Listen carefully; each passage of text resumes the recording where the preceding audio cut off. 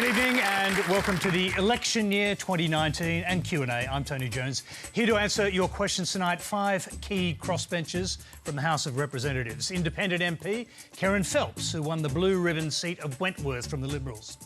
The Independent MP for Denison since 2010, Andrew Wilkie. Julia Banks, who was elected as a Liberal but quit the party late last year.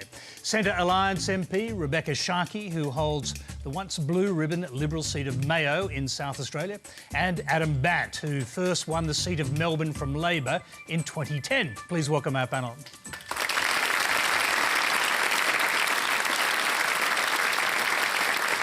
Thank you. Now, Q&A is live in Eastern Australia on ABC TV, iView and News Radio. Well, tonight, we're hoping to get to questions from across the nation via Skype. Our first question comes from the studio. It's from Scott Gannon. Thanks, Tony. With the release of the Banking Royal Commission final report and the shocking revelations of widespread malpractice and that it uncovered, will you ensure that all the recommendations, including any civil or criminal prosecutions, are implemented? And if found guilty, will you make sure the persons and banks repay the money they earned into a fund to compensate their victims? Well, Julia Banks, I'll start with you, and not just because of your surname. OK, thank you. Banks on the banks.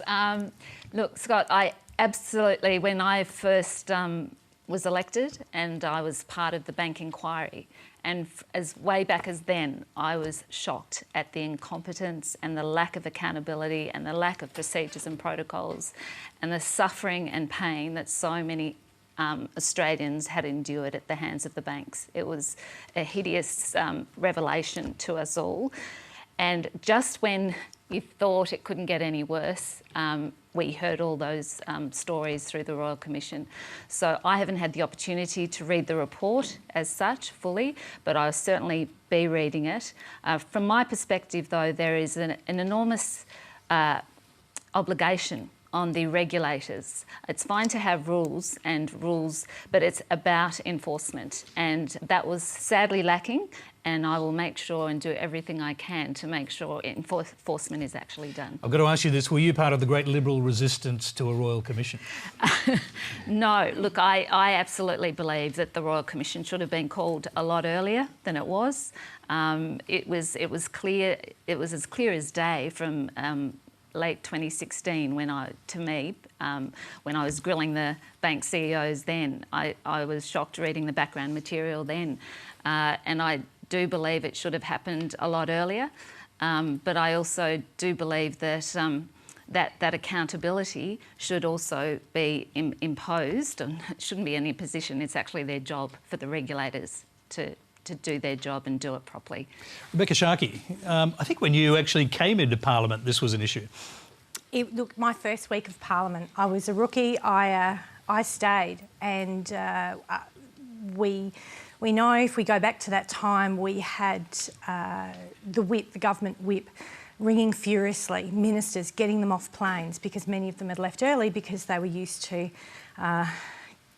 having bankers' hours, for want of a bad joke.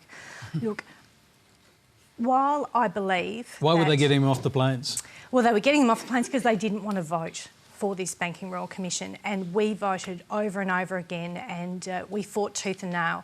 I will say a couple of things. We have a Banking Royal Commission because of the crossbench, not just those that are here today, but Bob Katter and George Christensen showed a lot of courage and actually sat with us on the crossbench and was prepared to vote against his government to join us for the right thing.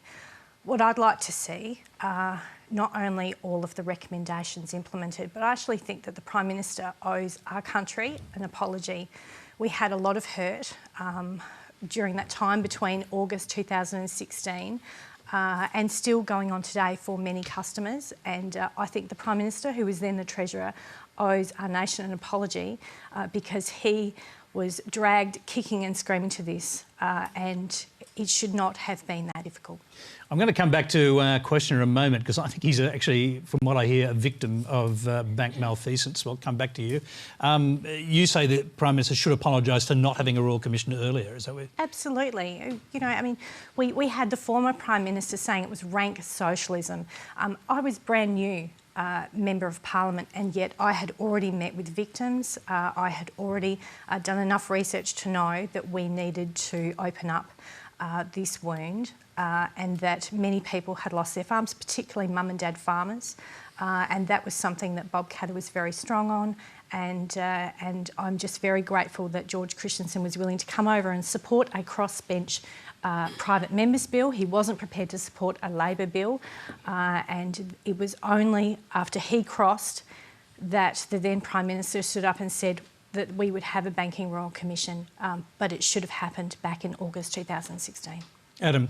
I don't think the recommendations go far enough. I mean, we'll implement all of the recommendations, and we were the first ones to push for a Royal Commission in the Senate back in 2015, and we had everyone voting, well, probably not some of the other crossbenchers, but Labor and Liberal voting against us, and eventually we got some of them around. And I think, to agree with Rebekha, I think that the Royal Commission shows you what happens when you have crossbenchers there, whether in balance of power or not. We bring those things that the others don't like. But if I was a victim, I'd probably be a bit disappointed by the recommendations of the Banking Royal Commission, because I think they've had a look at the culture, but they haven't had a good look at the system. And perhaps that's partly because of the terms of reference, but there's some key reforms that we need to do that aren't covered in the Royal Commission, but that we'll push for when it comes back, like getting the banks out of super. Like, if this, at the end of the day, we've had their greed laid bare, and I don't think they should have their hands on people's retirement savings. And I think also the Commissioner has pinpointed the greed that lies at the heart of it, and I think that goes all the way to the top. And I think one way we could deal with that is by capping the salaries of the CEOs, and by saying multi-million-dollar salaries are obscene. You do not need it. In fact, it drives you to this kind of sometimes illegal behaviour that we've seen, and we need to cap them. And I guess the last thing I would say is, while all this is going on, we just had released last week the new donations figures. The banks are still donating to Liberal and Labor as we speak. $1 million a year, right, is what Liberal and Labor are getting from it. I'd call, as a result, on the light of this Royal Commission, I'd call on Liberal and Labor to give back the donations they've got from the banks. Right, this is how they've got it. It's time to give it back. That would be a good show. Let's hear briefly from our questioner before I go to the rest of the panel. Scott, you obviously can't tell us the whole case, but roughly, what happened? Well, I don't know if I can mention particular companies, or but yeah, basically I got involved with forestry products, and when that collapsed, basically I originally took out the loans with that company, and then 2 weeks before it collapsed, the loans were given to a bank, who then, when it collapsed, I thought that was bad enough, that I'd lost my investment and fees and all that.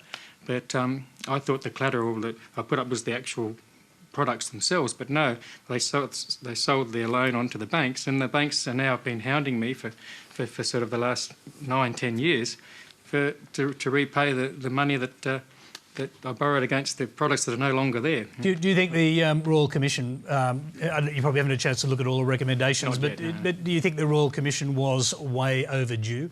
Oh, very much so, yeah, very much overdue.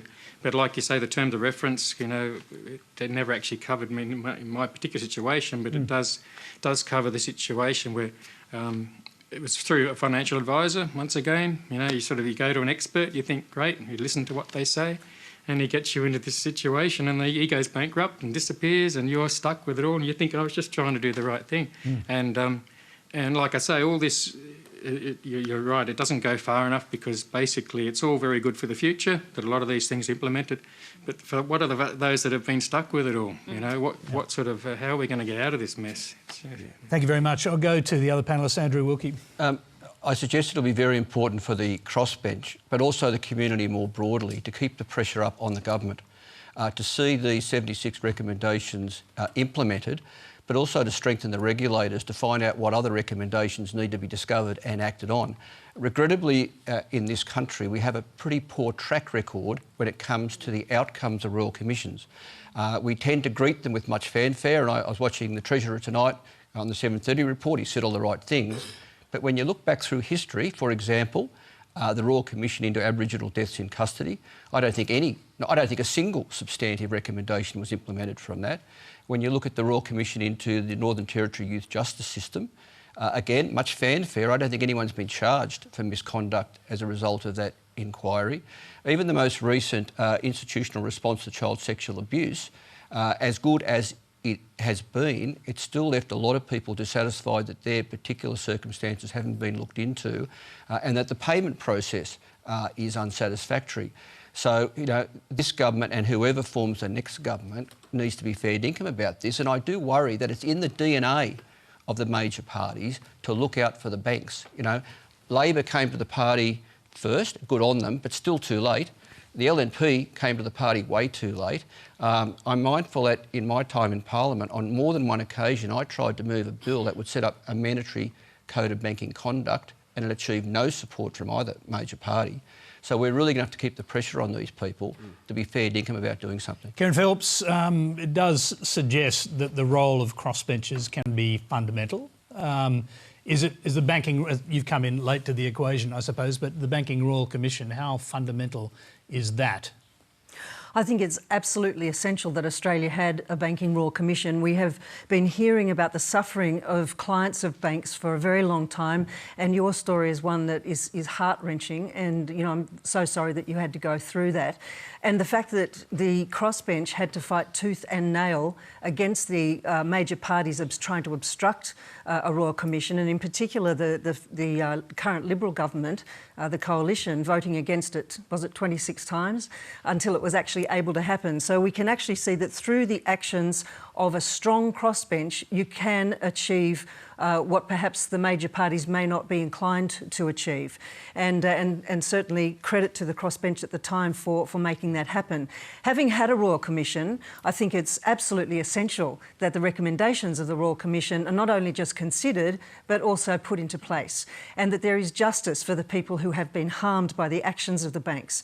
And I believe that moving forward, we need to see better behaviour from the banks. What we do need to brace ourselves for, though, is a tighter lending environment for small business and for investors and possibly for homeowners as banks tighten up the credit situation. And so it remains to be seen what impact this will have on the economy. But ultimately, I think the outcome will be better for everyone concerned if we have a better regulated and better behaved banking sector. OK, let's move on, because there's quite a lot that the crossbench is involved in. We've got a Skype question on a piece of legislation that's coming up. It's from Alison von der Borch in Adelaide. Hello.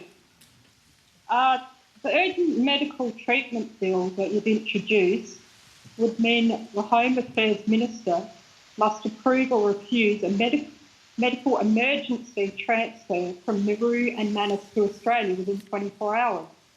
And the Minister can still refuse a medical transfer on a broad range of security grounds. The coroner found that Iranian asylum seeker Hamid Kazai would be alive today if he had been evacuated to Australia from Manus within 24 hours of developing severe sepsis. If security is not an issue, and they've been there 6 years, so we surely must know people's security status, who should be held responsible if there are further deaths or permanent health problems? OK, Kerryn Phelps, your legislation is in play here, so we'll start with you. Well, this is going to be one of the first orders of business when Parliament returns next week, and it's not before time. Refugees who have been found to be bona fide refugees, who have been languishing on Manus Island and Nauru for 5 or 6 years, they deserve to have proper medical attention. They cannot get that proper medical attention for serious or complex medical conditions in those locations, and where the doctors say we cannot cope with this situation here, then they need to be brought to Australia on the advice of doctors. For too long, this decision has been in the hands of bureaucrats and politicians. Medical decisions on urgent medical transfers must be made on medical grounds by doctors, and it has to be made on the basis of urgency. There are some cases where time is absolutely of the essence, and to delay will cause the loss of a life, and this has happened. Kerryn, the Prime Minister sought to head this one off at the pass by announcing he'll install an independent medical panel to look at these cases. Are you not satisfied that is involving doctors in the way that you wanted to involve doctors in decisions about what happens with sick asylum seekers? No, it's not good enough. And what it does, it still entrenches the bureaucrats as the decision makers in this process. And they have had a track record of obstructing and delaying medical treatment. obsessively putting these cases through court. Hundreds of cases have gone to the federal court through refugee advocates and lawyers. Every one of them has been successful. Are you saying the independent medical panel is going to be made up of bureaucrats? No, I'm saying that what the government is proposing is that the decision-making initially is in the hands of bureaucrats and then appeals go to a medical panel. In the legislation that we will all be considering and which has broad support and has passed the Senate, you have a doctor on Manus Island or Nauru saying, we can't cope with this case, and then another doctor, most likely a specialist here in Australia, in the way that we practice remote medicine here in Australia, would say, I agree, this can't be done on Manus Island or Nauru and we can't give you the information or advice that you need to handle this case.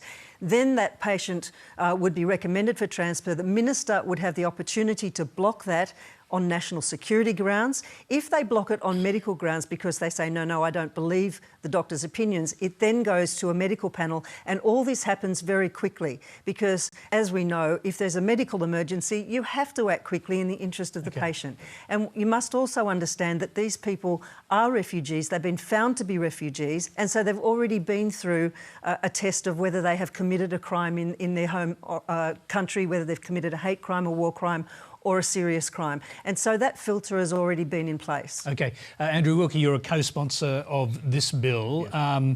It'll require, or Bob Katter has already said no, so it'll require all of your votes, plus Cathy McGowan, who's not here tonight and has not made her position clear, but she's under a considerable amount of lobbying pressure from the government at the moment to vote against this bill. How are you going to get, you and the other crossbenchers, get all the crossbenchers apart from Bob Katter on side? Well, we're remembering that the crossbench isn't a party, we're a group of individuals, and I can only talk for myself. I will certainly support Kerryn's bill. It makes sense to me that when someone is sick, the person who should decide their fate should be a doctor. And it should be a very agile system that can make a decision and effect an evacuation very quickly. But I'm not going to let this opportunity go by to make a bigger point about Australia's response to asylum seekers. We have an obligation under international law, and we have a moral obligation that when someone comes to Australia claiming to flee for their life, we should give them protection, hear their claim and give them permanent refuge if their claim is correct. We're a signatory to the Rome Statute. The Rome Statute addresses crimes against humanity, and it's a crime against humanity to forcibly transfer anyone to a third country and to detain them indefinitely without trial. We have a series of Australian governments are guilty of crimes against humanity, and to answer the question from the Skype caller, if someone dies, the blood will be on their hands. Julia Banks, politics is politics. You know, as you know very well, it's all about numbers, and in this case, it will require, as I just said, all the crossbenchers, including Cathy McGowan, now that Bob Katter's not on board. Are you speaking to Cathy McGowan, you and the others? Look, again, I'm an independent, so as much as we're all on the crossbench, I will absolutely be supporting Kerryn's bill. From my perspective, a sick person who needs help, who's seeking refuge, is a sick person. I don't think this is the opportunity for the government to say, well, we've got the kids off now, we can, all sit back and relax. The Hippocratic Oath for a doctor says do no harm, and Australians have a humanitarian heart, and in this day and age and with this situation on Nauru and Manus, we have to make the humanitarian decision. And part of the reason they're getting sick in the first place is because we put them there. Yes. And we're keeping them locked up when they've committed absolutely no crime and done nothing more than say, we want to come to Australia to seek a better life. They've been assessed to have been genuine refugees. And what is our government, with the Labor Party's support, doing? They are locking them up. And if you take someone who is innocent, who's committed no crime, and lock them up indefinitely, they are going to get sick. And we've had reports of a 12-year-old girl attempting to kill herself, as a result of what we are doing. The Prime Minister obviously moved quickly to try and remove all the children from Nauru. Quickly, please. Well, no. He hasn't been Prime Minister for that long, so every time that the lawyers tried to get some of the kids to be brought here, the government fought them tooth and nail. They had to go to court every single time. And it's only because the Greens, crossbenchers, people of goodwill have been hounding them that they've been forced to do something. And I'll be very happy to support this bill and support these amendments that we've worked on. But the next step has to be, why are we locking up these innocent people in the Okay, just let me go back to Julia Banks' side. Because the politics of this is it'd be almost like a no confidence vote in the Prime Minister, Scott Morrison, if he loses this. So it's going to be absolutely critical what happens with the votes, and Cathy McGowan, as I said, is a key one. Do any of you on this panel have any idea what Cathy McGowan is intending to do? Cathy McGowan put out a press release today, and I think she needs to speak for herself, but she has a long track record of supporting the rights of refugees, and I haven't seen any indication that she has changed her mind. Have you had a chance year. to explain your bill to her? Oh, yes. And did she seem receptive to it? She's supportive of refugees, but she won't show her hand until next week, I would think, and certainly it's not up to any of us to speak for her. Do you agree that it'll be like a no confidence motion in the Prime Minister? It's not a supply bill, it's not a confidence motion. I mean, the best thing the government can do is to vote with this, and because it's a really good piece of legislation. It's a medical solution to a medical problem. Kerryn, that's not going to happen. Well, the government either wants to have humanitarian credentials or it doesn't. And, we are talking about lives of human beings here. And we're talking about a humanitarian crisis that has been created by our Australian governments. And I don't think it sits well on the Australian conscience to let this continue a minute longer. I think it needs to be solved. Sorry. The medical crisis needs to be solved, and then, of course, we have the greater issue of our treatment of asylum seekers. All right, Julia generally. wanted to jump in, and I think Rebekha as well. So go on. I just wanted to make a comment in terms of who has created this movement to sort of, bring the refugees to Australia, to a safe haven, to have medical treatment. And from my perspective, yes, credit where credit is due, and Kerryn's bill's absolutely brilliant, but it is the Australian people. The local people in my electorate have relentlessly and quite reasonably written to me about this situation, and I come back to the power of the people.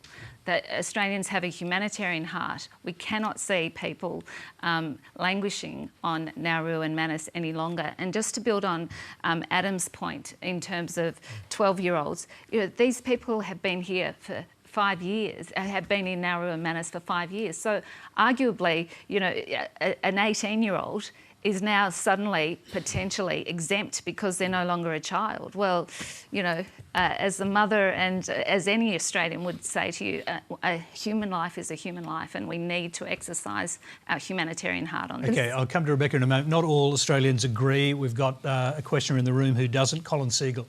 Yes, Andrew Wilkie says that if people die, there will be blood on their hands. And you said, as far as independents go, their role can be fundamental, and I believe it can be detrimental. This is what Kerryn Phelps, being a doctor, you adopt a caring approach by proposing refugees come to Australia for medical attention. But this opens a can of worms. Your bias will ensure tens of thousands of refugees make the dangerous trip to Australia. How will you sleep at night knowing the dangers refugees face coming to Australia by boat, with a proposed policy that is now redundant, with all children now being removed from Nauru? Kerryn, I'll come to you in a minute. I just want to hear from Rebekha on this as well.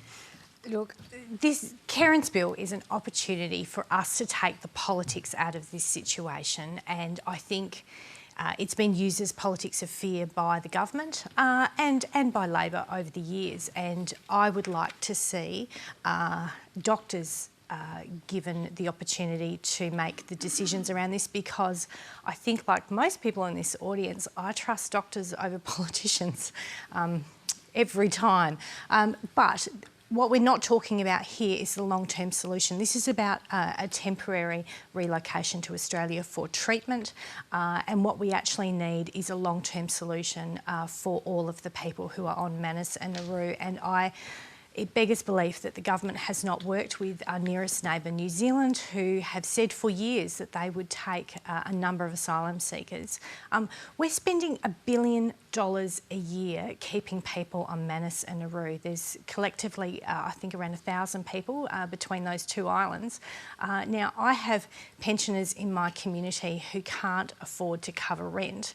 I would rather we were spending money on people in Australia, and at the same time ensuring that the people on Manus and Nauru are actually able to be settled either in Australia or in third countries. Okay, well, can I just give Kerryn a right of reply? Because the accusation is essentially that you'll open the floodgates, that more people will come in boats and they will die in the process. I want to reassure you that this legislation has been very carefully thought through. I came into this as late in the day. We've had refugee advocates and lawyers and the medical profession and the community fighting this for 5 to 6 years. What I've tried to do is to break the deadlock by creating a medical solution to the medical part of this problem. And it's important to understand that Operation Sovereign Borders remains in place, that this proposal doesn't dilute border protection in any way, no matter what the government claims. The boat turnbacks will continue. That has been the deterrent. And if you think about the logistics of it, for you to claim that somebody will come to Australia or try to get to Australia for medical treatment because of this particular legislation, they would have to be thinking, if let's say they're in Indonesia, I'm going to get on a boat, risk being caught and turned back, and if not, get through, be sent to Manus Island where I get sick enough that I'm almost dead, and then 2 doctors have to say I have to come to Australia for temporary treatment, not to be resettled in Australia. It's really not an attractive option for somebody to get on a boat under those circumstances. This is a humanitarian crisis, and as Australians, we have to take a pragmatic approach to this, and we have to take, I believe, a humanitarian approach to it. Julia, not so long ago you were in the Liberal Party. You know the MPs who are still there, some who might be more sympathetic to this bill than others. Think of people like Craig Laundy or Russell Broadbent. Do you think it's possible any Liberal MPs may cross the floor to support this bill? Well, you'd have to ask them directly, but I just want to build on Kerryn's comment in relation to the boat turnbacks. There is no nexus between the boat turnbacks. The boat turnbacks will continue. We have to bring these people to Australia for medical treatment. It's not a permanent situation and not a permanent outcome, but it is a humanitarian decision. But to create this fear campaign that for some reason that any of us or anyone would want to compromise our strong, safe, secure borders, that is not what this is about. Okay, but briefly, you haven't spoken to any Liberal MPs canvassing whether they might consider crossing? No, but I do know Craig Laundy and Russell and myself. We were very, we went against the tide in terms of this, particularly in September when 6,000 doctors around Australia signed that petition, and we had meetings with the Human Rights Commission, and it was just the stories we heard. I don't think any Australian would like to would see that the water can be muddied by boat turnbacks. Boat turnbacks will continue. Our borders will continue to be secure. Andrew, you wanted to make a point. Well, to respond fairly directly to the gentleman who's asked a good question, I think the government's assertion that the fact that 2 doctors can recommend an evacuation on medical grounds is their assertion that alone will send a strong enough signal to the people smugglers to restart the run of boats, I think is to treat us like mugs, because the government knows this is a highly complex humanitarian problem we've got here, or challenge. It's to do with the situation in source countries, the countries of first asylum, the transit countries. It's to do with push factors, pull factors. It's highly complex, and there is no one change is going to send that strong signal. So I really think the government's not being entirely honest with us by claiming that Kerryn Phelps single-handedly is going to restart the run of boats to Australia. Okay, just quickly go back. Yeah, you've got your hand up, Colin. Go ahead. It's something that can happen and you're not sure about it. And if it does start, you may have people dying at sea. Why do you want to put it to risk? There are not many kids on Nauru anymore. Why don't you leave it as is? The Nauruans have their own doctors. They don't come here for medical treatment. Why don't you rely on the Nauruans having medical treatment there as being correct, and therefore refugees on Nauru can also have the same medical treatment? Colin, and you fly doctors over. Colin, I'm going to take that as a comment and move on. Remember, if you hear any doubtful claims on Q&A, let us know on Twitter. Keep an eye on the RMIT ABC Fact Check and the Conversation website for the results. The next question comes from Skype. Well, it comes via Skype. It's from Kieran Simpson in Blackburn, North Victoria. My question is to Julia Banks. When you left the Liberal Party, one of the reasons you gave was because of bullying, and others, such as Lucy Giudici, have also spoken out against bullying. With women like Kelly O'Dwyer not contesting the next federal election, it's pretty clear that the Liberal Party has a problem with women. However, we in the electorate need to know who these bullies are. When are you going to call out and identify the bullies in the government? Julia. Okay. So when I made my first announcement, Kerryn, I made it very, very clear. That it was an entrenched culture of anti-women within the Liberal Party, which I had experienced since my pre-selection in 2015. Across the board, it was an entrenched culture. Yes, the leadership coup week was intense, but it is an entrenched culture there.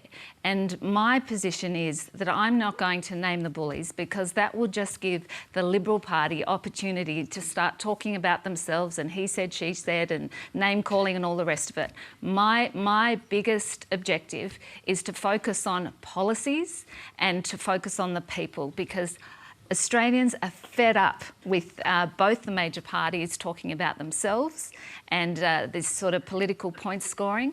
And what I want to see, what I will always fight for, is equal representation of men and women in our parliament, because that is a true representation of our society. Julia, there's that position, and of course then there's political history and people want to know what happened. So there were strong rumours at the time that Malcolm Turnbull was overthrown, that you were pressured or bullied by numbers men for Scott Morrison to vote in the first spill against Turnbull and therefore weaken his position. Is that true? Well, Tony, I come from the world of commerce, where I'm used to intense lobbying, negotiations, all the rest of it. And as I said, that I'm not going to sit here and start naming names. Well, you don't have to name names here, but the point is whether the Prime Minister's numbers men were working to get people to vote for Peter Dutton in the first spill, which destabilised the Prime Minister. Sure. That's a question. So it's a key piece of political history. Did that happen? Well, I think Australians can make up their own minds, because during that week, I wasn't the only woman who spoke out. We had Linda Reynolds speak in the Senate that she witnessed and observed behaviour that she didn't recognise, and then she went quiet when she was promoted to being a minister. We had Kelly O'Dwyer speaking on 7:30 Report. We had Lucy Giudici saying it. So we even had the Prime Minister himself talk about bullying in Gilmore. So if anyone thinks that bullying and that culture of bad behaviour is not... I don't think anyone can seriously believe that happened. But are you prepared to deny that specific rumour, because that would suggest Scott Morrison's involvement at an earlier stage than anyone has known? You may very well make that comment, but I couldn't possibly comment on that because from my perspective... Well, you could deny it if it wasn't true. And it's fundamental to what really happened. Yeah, so people want to know, if you deny it, then we know it didn't happen. Well, look, Tony, what I want to focus on is the party, is the people, not the party. Is this a non-denial denial? Look, I've said, and I'll make it very clear on this show here and now, I'm not going to get into a sort of cross list of who said what to who. I think we should wait until the release. I'm sure there's a lot of books that are going to be published after the election. Let's wait till that. But I'm not going to be the person who sort of starts, naming or saying what context that bullying took. All I'm going to say you have a contract with MUP, by the way. No, all I'm going to say is though that, it was the leadership coup was intense. It was an intense period, but the reasons that I left wasn't just because of that week. That week was the last straw, and I made that very clear. It was basically just a position where I thought it wasn't just narrowed to bullying.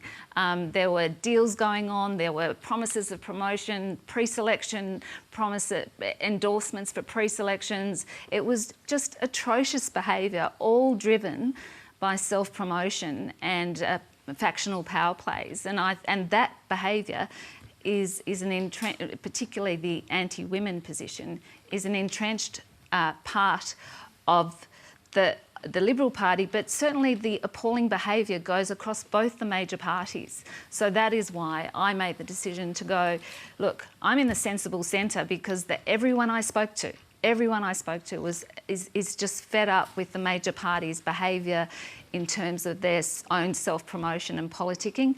They want independence and they want independent representation, strong representation, where people can actually listen to the people and take that voice into our parliament. OK, I'm told our Skype question wants to get back in. I'll just quickly give him the opportunity to do that. Thank you, Tony. I'd just like to say that character does matter, and therefore if there's an entrenched culture of bullying, this misogynistic behaviour needs to be smacked on the head, and the simplest way is to let us in the electorate know who is engaging in this appalling behaviour so we can know when we go to the ballot box. And therefore you and some of the other ladies who have unfortunately received such horrible treatment need to name names. Character does matter. So Kerryn, just to address that point, my position is that if you get an equal number of men and women in a party or in any organisation, you change the culture. It's not going to fix everything. It's not going to be the panacea to an entrenched culture, but you do change the culture. And that is got to be the first step for the Liberal Party. Let's quickly find out. I'll speak to the two women on the panel briefly. Rebekha, is that a point that is essential to change in politics? I think so. I mean, look, it really is a bit of a bear pit in there at times. And when Kelly O'Dwyer was on maternity leave and Julie Bishop in her role as Foreign Minister was away, I remember looking over to my left one and all I could see was a sea of ties on the front bench. And I thought, oh, what message is that sending to our daughters? That we are a nation that is behind, I think we're behind Kazakhstan virtually in female representation. We are. In the world. And so I think that the Liberal Party has a long way to go because the challenge is not actually who has the seats in Parliament, but whether those seats are marginal seats or safe seats. And in my experience, and I worked for the Liberal Party for 6 years, time and again, the safe seats were given to the men. And they say that they're on merit, but I've got to tell you, I sat in on a number of pre-selections and I saw some women that really should have been given the seat and they walked away from the party. Kerryn Phelps, you had to grab one for yourself. I think women are taking things into their own hands now, and there is no coincidence that we are seeing women who are standing up and saying, listen, I don't want to be part of this political culture within a major party, and it's time to stand up and, if we can, do it ourselves with grassroots community support to have strong local independent voices representing, I guess it's the purest form of politics, is to be representing your community as an individual in the Parliament and to see if you get a majority view on any particular issue that is brought before the Parliament. And that's why I think a strong crossbench of independents and minor parties is a good thing for our democracy. Let's quickly go to another point of view on that. We've got a question from John Talbot. Thanks, Tony. My question is probably to the whole panel. Well, the idea of a parliament full of civic-minded, independent-thinking, independent MPs might sound attractive on one level as the ultimate form of representative democracy. Isn't it also a recipe for governmental chaos? Andrew Wilkie, look, you were there when Julia Gillard had a minority government. It was a pretty fractious one. Look, I don't advocate 150 independents because I think by the first tea break, people would be starting to cluster into similar views, and as soon as you had at least two people in a group, there'd be a left and a right faction, and we'd be back to where we started. But I do advocate a strong, diverse crossbench. I think that's healthy for our parliament, regardless of the numbers. Even when a government has a clear majority, it's still healthy for our democracy to have a strong and diverse crossbench. And for a start, we take on the issues the big parties won't. We give voice to a lot of issues that the parties won't go near. We can apply pressure at key times, like the pressure we applied for a Bank Royal Commission. My experience in my first term, which was the 43rd Parliament, I was elected in 2010, And you'd remember that Adam and myself and Rob Oakeshott and Tony Windsor ultimately provided certainty of supply and confidence to allow Julia Gillard to become Prime Minister. Now, that was a minority power share, it was a minority government in a power sharing parliament. The government didn't lose a single vote. We drove some big reform like the NDIS, like Gonski, like a price on carbon. It proved to be stable and reformist, and a lot of people liked it. And can I suggest that it's actually the other way around? I actually think that when you have power sharing arrangements, I think it's actually more stable. Like, compare the 2010 Parliament, as Andrew said, we got a price on pollution, $13 billion for clean and renewable energy, dental into Medicare for kids. And what happens when you have a power sharing parliament is that you sit down outside the hurly-burly of the media or the parliament, try and thrash out the areas where you can agree to disagree civilly, but where you can agree, you all come together and you progress it through the parliament, and then it sticks. And I'd suggest to you that actually a power sharing parliament, and look over the ditch, I think a lot of people would be looking over at New Zealand and saying, kind of, if you had the choice between their Prime Minister and their government and ours at the moment, I know that many people would be quite happy to jump over the ditch at the moment. And part of the reason, they've got their Labor, Greens, sort of a similar party to Rebekha's in New Zealand First, all working together. Compare that with what you got with Tony Abbott afterwards, right? And I would suggest to you that actually having power sharing, having a number of voices at the table who have to work together in the public interest and work out where we can agree, is actually more stable and more representative of what Australians want. Rebekha. Oh, sorry, I'll come to you in a minute. Yeah. I've just pointed this way. All right, okay. The government has been talking about, you know, if there's a lot of independence, it's going to create chaos. But the only chaos that I've seen for the last 6 months has actually been the government. So I think it's a little cute for them to say that.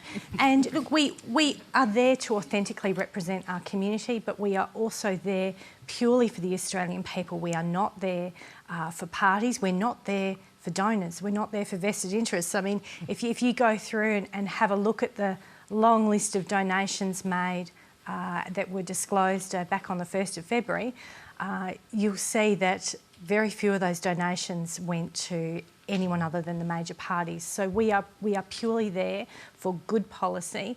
And when the others in the afternoon are going to the gym, and we know that only because when we have divisions, they come back in and they're in their gym gear, we are working so hard to develop good, sound positions on every single piece of policy, every single piece of legislation, and working with the government, I think, to make legislation better.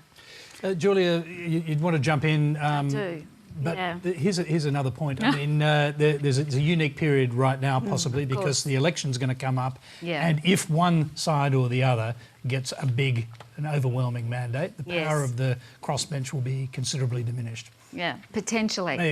May be non-existent. Potentially, but what I'd like to say is Australia has seen chaos with both the major parties. Well, we've seen the revolving door of prime ministers, and everyone I speak to is fed up with the major parties in terms of they're both focused on whether they're going to get a ministerial position, be that in the shadow or in government, or there's a lot of self-preservation and self-promotion. Whereas if you come in the sensible centre, that is a more direct input and direct contact with the people we represent, and that is my goal and my aim at the next election, because so many people have said to me, everyone I've spoken to in Flinders and Chisholm have basically said to me that we need more people like yourself, like Kerryn, like Beck, who are in that sensible centre, where we can have our views represented, economically responsible, but also socially progressive, to bring Australia to a modern Australian democracy. Let me go to Kerryn. You've taken a traditionally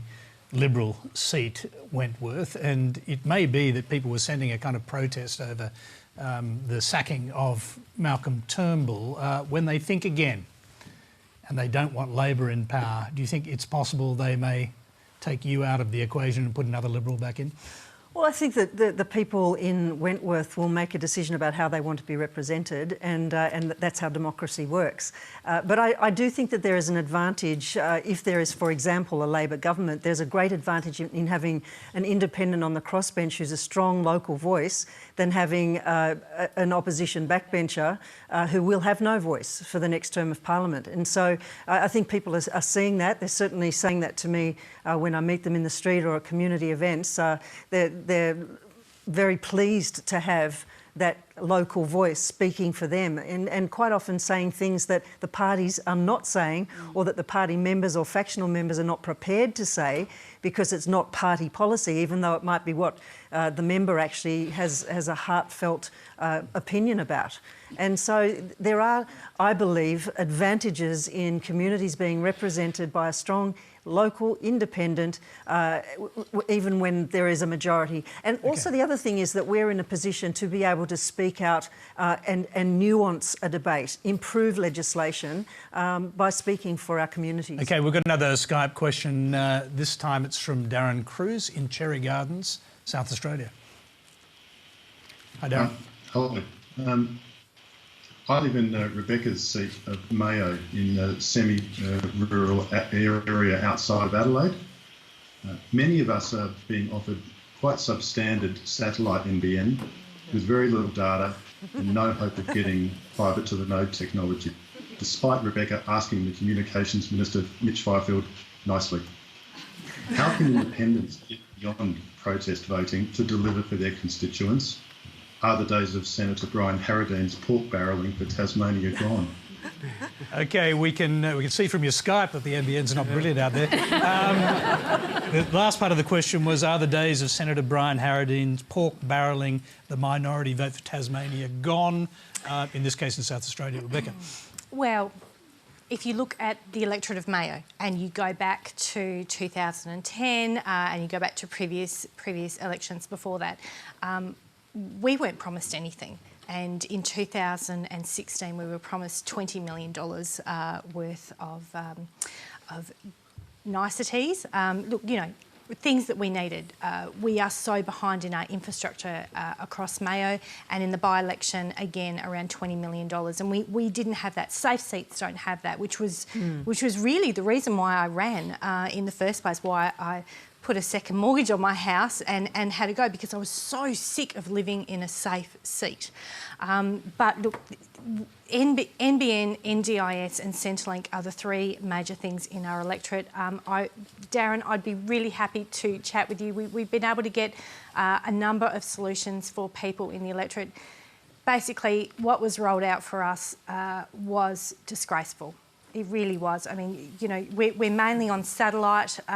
We have topography that doesn't suit fixed wireless. And if you were lucky enough to get fibre to the node, and there were a couple of towns in the community that got fibre to the premises, you really hit the lottery. But I'm very happy to meet with you personally. I'm back on the first plane tomorrow, and I make house calls. We'll put you together. We're going to move on because we need to deal with climate change. The next question's on that subject. It's from Aishia Hook. Many people are frustrated with politicians in our major parties not representing them.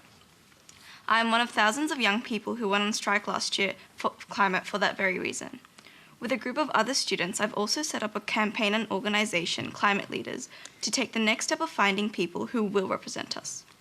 Oliver Yates, who is running in Kooyong, is currently working with us and has been endorsed by Climate Leaders. So my question to all the panellists is, what will you do in Parliament for our climate? Will you join us, the young people of Australia, as our climate leaders? Adam, I'll start with you, and you probably don't have to answer that last part of that question. I suspect. Yes, and thank you. I went to some of the student strike, and there was more sense in, and those people seem to have learnt far more in their classrooms than our Prime Minister had. And seeing those people there, those young people taking the time out to go and stand up, gave me a lot of hope. But we have just had our hottest month on record ever. Not our hottest January ever, our hottest month on record everywhere. They are digging now mass graves to bury fish. We have large parts of the eastern seaboard on fire. And meanwhile, we've got a Liberal government that is having a debate about whether climate change exists and saying maybe we can take some public money from schools and hospitals and put it into new coal-fired power stations. We've got a Labor Party that is likely to be the next government that is happy to open up new coal mines, opening up new coal mines, for goodness sake. It's like the patient is presenting with signs of heat stroke and the Liberals are saying, well, let's stick her in a taxpayer-funded sauna and see if it gets any better, and Labor's saying, oh no, we don't want the sauna to be taxpayer-funded. Like, it is time now to vote for climate change. This election has to be a climate change election. And I think it's time for everyone, if you want to make sure that your kids and your grandkids aren't going to every summer holidays wondering how many people are going to die from the next bushfire or in the next heat wave, it is time to, I would say, vote one Greens, give your preferences to some good-minded independents and send a message to the next lot, whoever form governments. I hope that people take the opportunity to kick out this rotten, climate-denying, inequality turbocharging government, but the next lot needs to be told. The scientists have told us not only that climate change is real, but if we've got any hope of winding it in, we need to replace one coal-fired power station with renewable energy every year between now and Adam, the Greens are only going to be the Adam, Greens and the crossbench. The Greens are proposing radical new legislation to actually ban the mining of coal, the export of coal, and the development of coal mines in Australia by 2030. Will you have any support at all for a measure like that? Well, among the crossbench we're sitting with now or anywhere? We've been proposing things for some time that the initial response was for people to laugh at and oppose, like the Banking Royal Commission, and then they came around to it. Look, we need to, coal needs to have its Marie Kondo moment where we say, thank you, you've done us well, but you no longer spark joy, you just spark bushfires. We need to put you aside, and we're moving on now to renewables. And I'm not saying that there's coal-fired power stations keeping the lights on here. There's communities that I've gone and visited in Muswellbrook and Lithgow in the Latrobe Valley who've worked in coal-fired power stations. It's not them that I've got the problem with. When we all sat around and decided to build a society that was coal-fired power, it's not because people were evil. We just thought we could do it. We now know better, just like we wouldn't mine asbestos anymore because we know that when you use this product in the manner it's intended, it has a harmful effect. We need a plan to phase out coal. And if you think that what we're proposing, Tony, is radical, I guess I would say the world's scientists have just told us that we could hit 1.5 degrees of warming in 12 years, right, by 2030. What we're seeing now could become the new normal. We've got the technology, right? It's cheap now to build new renewables. Let's make the switch. The Liberal and Labor are taking in about $1 million a year from the fossil fuel industry in donations. They're not going to do it. You need us to stand up. Right, now, Julia just left the Liberal Party, so I'm going to ask you, how serious a blow was it when Josh Frydenberg's attempt to actually have a national energy guarantee was knocked on the head by your own party, having already pushed it through once? It was very serious and it was devastating. But first, may I say, Asia, thank you for your leadership, because you are the future, and your leadership and young people around Australia, and certainly in my electorate of Chisholm and everyone I talk to in Flinders, are really frustrated that the major parties have been faffing about on climate change for so many years now. And I think, the National Energy Guarantee, it should have gone through. It's not perfect. But, perfection is the enemy of good. I mean, it was a good platform to build on, and it was extremely frustrating. Do you accept the Adams position, the Greens' position, that in fact the Liberal Party is full of climate change deniers? Certainly the hard right wing are definitely climate deniers. I mean, it's a struggle for them to understand that climate change is real, let alone climate change is actually happening. And so, the NEG had the overwhelming support of the party room, but nonetheless, the moderates' voice was drowned out in relation to climate change. I'm not alone I wasn't alone in the Liberal Party in terms of speaking out in support of the National Energy Guarantee. I spoke out many times, but and strangely, the man who proposed it is now the Prime Minister, the yes. Treasurer, and has pretty much abandoned that policy. That's right. And I just think, I also think we need to look at climate change through the prism. Sure, we have to look at it through the prism of economics, but fundamentally, we need to rely on Mother Nature as much as we can. Okay, I'm going to take the opportunity to go to Andrew Wilkie. Mother Nature has been particularly cruel in Tasmania recently. Yeah, and look, it'd be unforgivable to tonight not talk about the flooding in far north Queensland and the shocking fires in Tasmania. For a long time we talked about climate change as a trend, and people had to be very cautious about talking about specific weather events or weather-related events. But, on the news tonight, I'm listening to a senior fire official from the Tasmanian Fire Service. And he's not talking politics, he's just talking facts. He said the fire season is longer, the fire incidents are lasting longer. The rain statistics that are coming out of North Queensland at the moment, I don't know if they're unprecedented, but they must be near on unprecedented. There can be no doubt that we are getting much more extreme weather events, and we are getting them much more often. And it's destroying property, it's making sick, it's resulting in some people dying. Surely it's just so far beyond time to be having a debate about is climate change real. Let's have a proper conversation about what are we going to do about it. Personally, I think we should be putting the country on a pathway to zero net carbon emissions and 100% renewable energy. Now, some of you are there thinking, well, he's a dreamer. But you know what? The Americans put someone on the moon in less than a decade in the 1960s with the computing power of a pocket calculator. Surely we can mobilise the whole country and have a whole of country, whole of government. Maybe it's a bit aspirational, but why don't we just go for it? Just go for it and show the rest of the world what we can do. And in doing that, not only will we help our own country and clean it up, but we will also take a global leadership role and show other countries what can be done. People say, oh, we're only 2 or 3% of the world's carbon pollution. What difference can we make? Well, that's the difference we can make by being a global leader and a global exporter of renewable technology. I'm going to go to our last question now. We have time for one last question. It's from some similar subject from Catherine Minns. Catherine. It is well known that what's currently happening in the Murray-Darling is an ecological and environmental catastrophe. Now, a South Australian Royal Commission has once more confirmed allegations of politics, corruption and mismanagement. Yet the media and politicians, in particular the National Party, are still blaming this disaster on a lack of rain. My question is, why are people continuing to turn a blind eye to this and allowing the gross mismanagement of water to continue? And how come the people responsible for this aren't facing prosecution? Rebekha, start with you. Well, Mayo has the most vulnerable part of the river. We have the end of the river, we have the mouth, and my communities along the mouth are still getting over the millennium drought.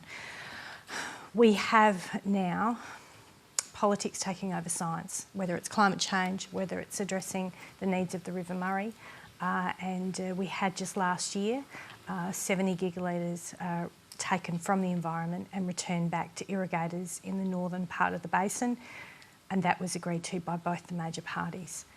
On both climate change and the River Murray, we actually need to change the parliament. We need to change the people who are in there, who are making those decisions, and now, sadly... You're putting the finger out specifically. Barnaby Joyce had a role. Is he absolutely.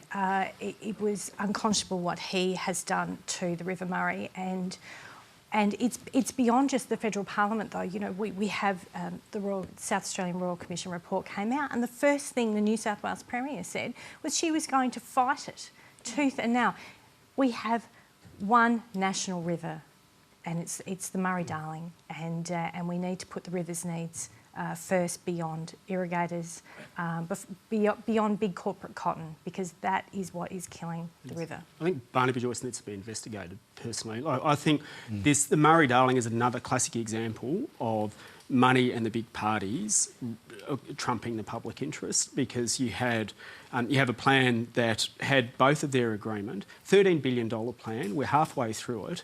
And what have we got? We've got fish dying, we've got the lower lakes down and the Murray Mouth salting up, we've got ecosystems under enormous stress. Why? Because big chunks of that money that were meant to go to put more water back into the river for so-called environmental flows are being given to big irrigators, like to a couple of big companies. They're getting the money. In fact, Barnaby Joyce went on, this is a Labor plan, and then Barnaby Joyce then went on television and boasted and said, I'm taking the money and giving it to my corporate mates. This is where we need government for the many, not the few, right? For the many, not the few. We need to put the public interest back being the deciding factor of everything that happens. I don't think the act that governs the legislation is bad per se. I think the plan is very bad, and it needs to be a science-driven plan that makes sure there's enough water left so we have a healthy river. Kerryn, climate change, the environment, where it seems people's concern is rising largely due to temperature rises and weather conditions and extreme weather in particular. But where do you think this now fits in the election that's coming? I think this will be the climate change election. There's no question that the Wentworth by-election was substantially about climate change action and a frustration by the people in Wentworth about a paralysis in policy for the last decade. Now, Aisha, congratulations on the work you and other young people are doing, because you are inheriting the planet that the politics of today is going to create.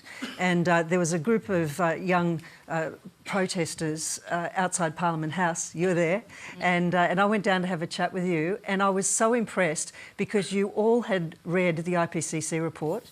You knew its details. You could tell me what was in the executive summary, and I doubt that there are too many adults that I would meet who I could ask those questions of, who could give me those answers.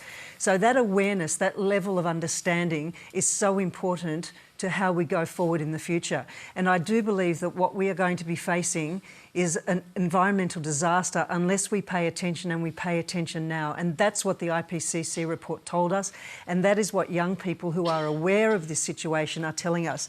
The science is unequivocal. It's no point denying it. It's no point questioning it. We need to go forward with solutions. And the sorts of solutions are to ban donations from fossil fuel companies, to stop new coal mines, to stop putting taxpayers' money into shoring up coal-fired power stations, to quarantine them against future changes in government policy. We need to get serious about renewables. The business community is serious about renewables. They are investing even in a climate of uncertainty in government policy because it makes business sense and it makes sense for our environment. And unless we look after our environment, we're not going to have much of a planet to leave our children and our grandchildren. And I don't want to depress you. We're all in the House of Representatives, but there's a chance that one nation and the climate deniers could control the Senate after the next election. So when you're thinking about, re-elect all of us, but make sure that the next government, that we can keep them on track by having a good climate-focused Senate as well. OK, I'm afraid that's all we have time for tonight. Please thank our panel, Kerryn Phelps, Andrew Wilkie,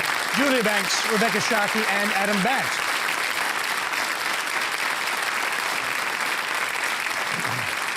Thank you very much. Now you can continue the discussion with Q&A Extra on News Radio and Facebook Live, where Tracy Holmes is joined by the ABC's election analyst Anthony Green. Next week, Parliament returns. Q&A will be joined by the Assistant Minister for Social Services, Sarah Henderson, Shadow Attorney General Mark Dreyfus, the former ALP President, now Liberal candidate for Gilmore, Warren Mundine, and People's panellist Zoya Patel, an up-and-coming author and communications professional who's passionate about gender and racial equality. Until next week, in Melbourne, good night.